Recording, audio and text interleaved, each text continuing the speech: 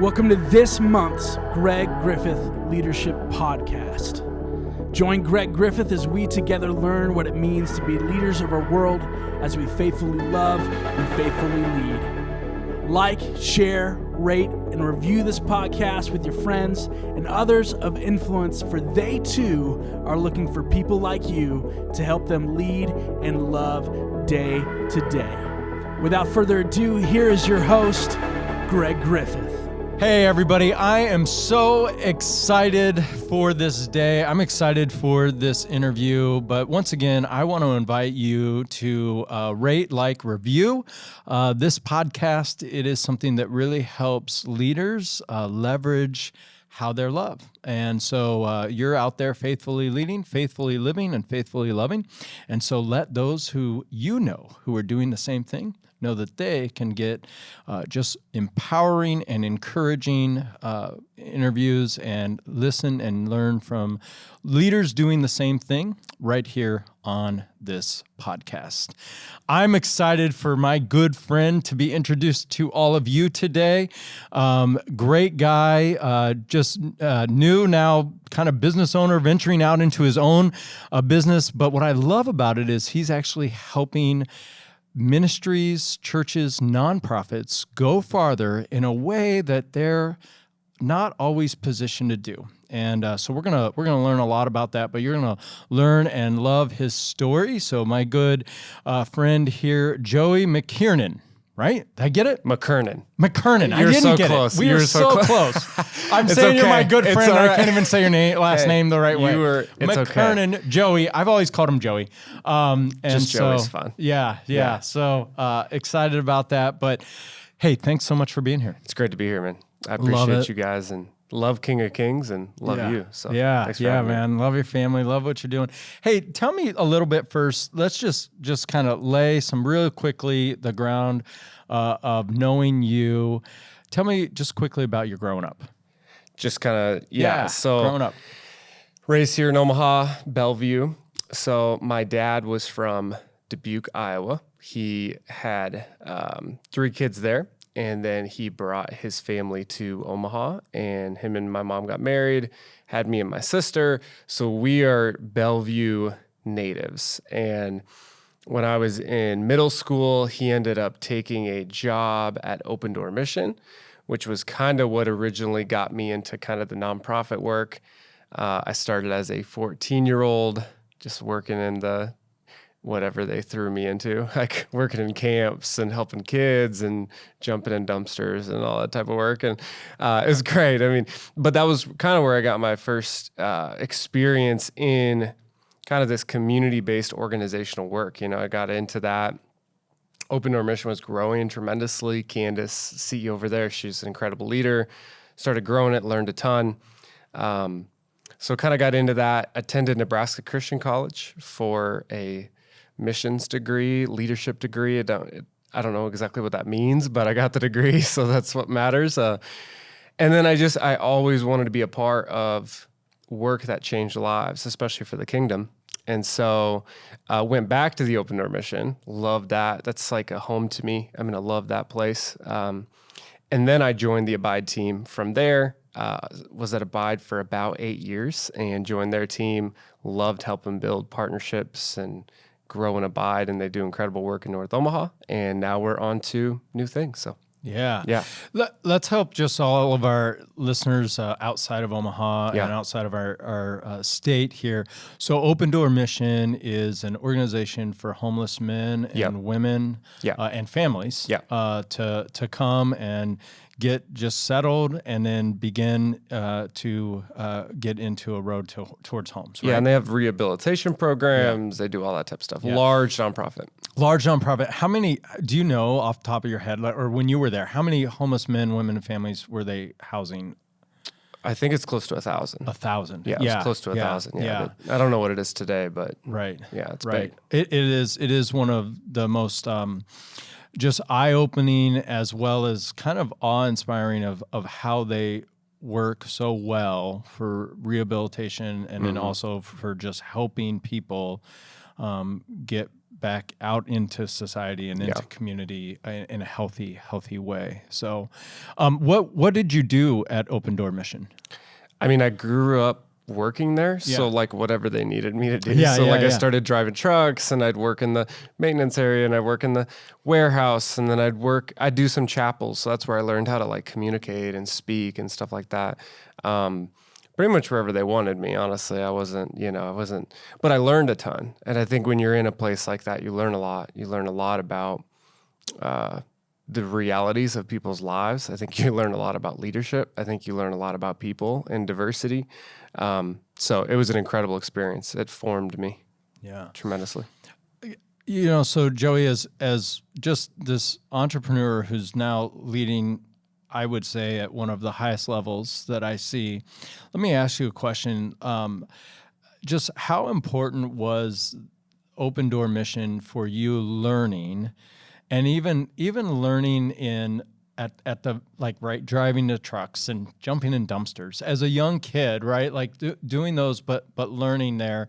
I mean, how important was that in your formation? And what from learning in that experience, what do you still carry with you today and say that really has brought me to where I'm leading today with nonprofits and helping them? Well, I'll share a story in that because God really moved me. I went to Bible college. I was a sophomore. And in Bible college, if you know anything about them, everybody just wants residencies. And like everybody, it's like a competition. Everybody just like, who has the coolest residency? My summer of my sophomore year, I had a guy from California reach out and he said, hey, I want you to intern with us and like come into the team. They led a huge organization, one of the biggest I've ever seen, kind of similar to Abide. It had a very similar, we'll talk more about Abide, I'm sure. Kind of like Open Door Mission. He said, I want you to come.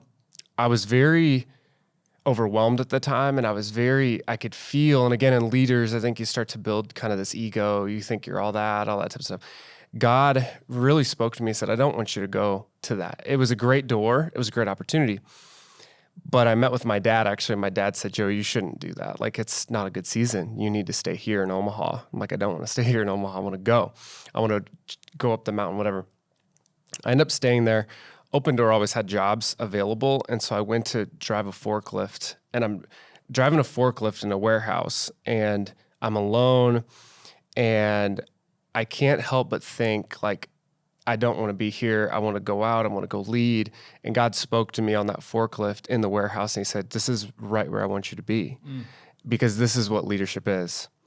And it's just serving, and it's serving people, and it's serving the people. You will never get an applause for doing these chapels. You will never get applause for being on this forklift. You will never, but that's not why you do it.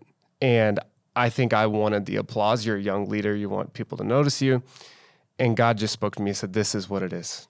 And ever since that summer, I think that was a huge shaping moment for me where I was like, I don't want the applause.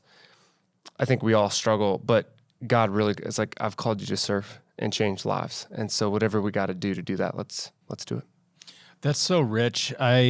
Wow. I just have goosebumps as I think about that because I think what's so important, I know one of the things I really try to press in on my children is I will say to them often, you're a leader today. And a lot of times my kids will say to me, no, I'm not. And I think the world sees leaders as those who are getting applauses, those who are on big stages, those who have a crowd following them.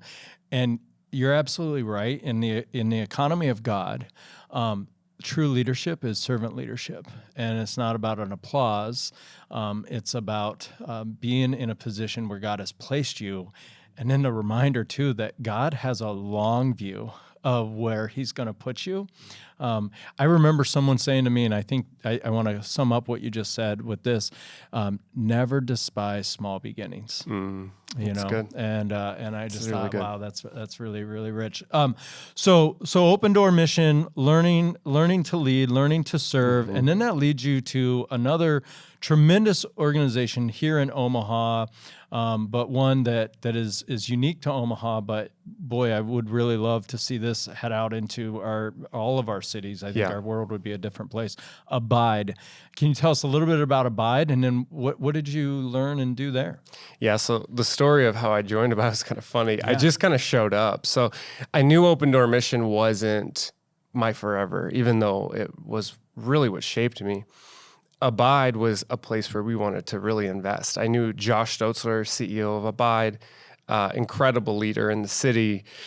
And we knew what they were doing. They're an inner city nonprofit. They're developing neighborhoods. They're raising up leaders in inner cities. I mean, I knew that work in the inner city was really powerful. And I just kind of showed up one day and we knocked on the door and I just said, hey, you guys are pretty awesome. Like, I want to be a part. And Josh looked at me and he said, we would love to have you. We can't pay you anything. And I said, that's fine. I'll just show up. So I just kept showing up. I just interned. I was like I wasn't even an intern. I was like a glorified volunteer, but I just kept pushing. And we laugh because there was one time I jumped in the van to go to some event with the team. And like, people were like, who is this guy? Like, he's not even supposed to be here. One of our staff members thought I was homeless because I was like, they used to take homeless guys and like bring them to stuff. And I'm just like jumping in the car. So they assumed I was one of those guys. And Abide became a family and still to this day is a family. And even with the transition into this new season, consider them some of my closest friends. And getting to work with the Dotzler family and their vision for inner cities, not just in Omaha, it was incredible. But that shaped me in a lot of ways to actually get into positional leadership. And what did that look like to run an organization and run departments and run staffs and managing budgets? And so Open Door, I would say, really shaped my character and shaped the character of the leadership. I think Abide taught me how to really cast a vision and to run with the vision and to take bold steps, because the Dotzlers are bold people and bold visionaries, and I love that about them. So yeah, that's really awesome. And then did you have a lighthouse at Abide? I was, you were a lighthouse leader. Tell us what that is. Yeah, because I really think that's a crux of that ministry. It's pretty incredible. So. A lighthouse, again, this was Abide's kind of bread and butter program. They were refurbishing houses and are refurbishing houses. And then in those homes, they're putting leaders, not just people who need homes, but really advocates for the community. We call them lighthouse leaders. And so these are people that didn't have to live in the inner city, but they decided to live in the inner city. And they decided to be a visionary leader for that neighborhood. So it's a pretty incredible program. Me and my wife became lighthouse leaders in 2016. And so there wasn't much of a process at the time, but it was just jump in and be there. And so I'm from Bellevue, which in the Omaha metro, kind of a suburban area. My wife is from West Omaha. So moving from there into an inner city neighborhood was definitely a jump and definitely a culture shift in the sense of just a lot getting thrown at you. Diversity, there was some crime, just a lot going on. But God spoke to us too in that, and how to lead and how to connect. We threw block parties. We connected with neighbors. I mean, it was an incredible time. And it's another definitely mile marker. And if I recall, if my statistic is correct on this, right, a neighborhood that has a lighthouse leader in it, the crime drops 70%? 75%. 75%. 75, yeah. And I mean, this is inner city. This is where the crime rate is high. Yep. And I think what this really shows is the power of community, the power of neighborhood. And I would even say too, the power of passion, right? I mean, no lighthouse leader, again, is there by like force or by will or by that they have to. It's volunteer to say, I have a passion for people in a city to see something that's better than what they're currently seeing. Absolutely. I mean, it's the power of a leader. And when leaders stand up, and I think that's what Ron saw in Josh. I think, in inner cities, most leaders would leave. They get educated, then they take off. That's kind of the narrative. Abide was really this place where people chose to stay and said, you know what, we could leave, but we won't, because we believe in North Omaha or North Omaha types. So And so I love how you phrase this, right? So Open Door Mission really formed character. God used that to form a character in you of this servant leader. And then Abide really formed, God used that to form how you really identify your calling, and then a vision to bring others through that calling back there. And then that leads you to now your next step after 8 years. And tell us what you're doing now, because I love this. Yeah, so it's called the Equip Network. And what we are is a global network for nonprofit leaders and churches. And this network, we're equipping and empowering and coaching and doing all those things. But we're really building this network out across all of America. And so it's a lot of fun. I think what we saw, and working in nonprofit, literally my whole entire life, it feels like, is nonprofits tend to not have a lot of resources. They tend to be people that have a lot of passion for people, but not so much maybe in the business aspect or the financial, how to resource the mission. And so we created this network where we're launching chapters, online chapters. We've got some in like the UK and things like that. It's really cool. But in those chapters, they get access to coaches and mentors and resources, books, podcasts, all that type of stuff. And so, yeah, we're launching it, and it's been going really well. So what I love about this is the identifying gap that is truly there. As a leader who has a pretty good network of people, one thing I see over and over again for anyone launching a nonprofit on their own, or a lot of especially church workers or church planters, is they have this great passion. Right. They see a need, they want to fulfill that need, and then two things happen. They don't know how to bring and equip others around them to join the journey.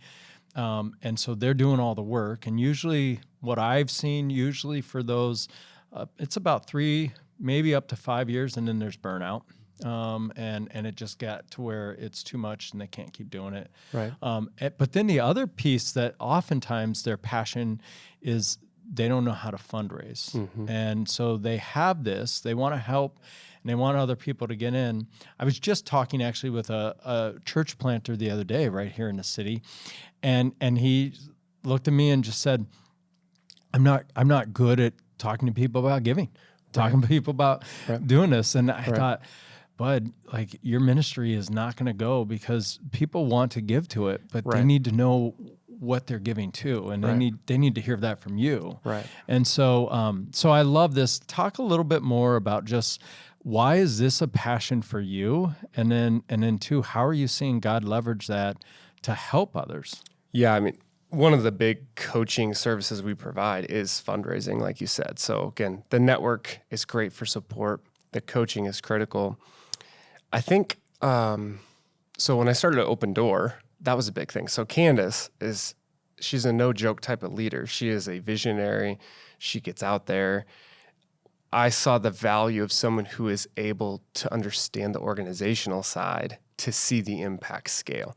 So when we started at Open Door, there was 2 buildings. There was the Lydia House and the men's building, and they both were run down, very old, bed bugs, you name it. From there, because she understood the organizational aspect, the fundraising, the bringing people along, the inspiring into action to join the mission, that's what changed it. I mean, who knows where it would be if she didn't know how to do that at that level of her ability.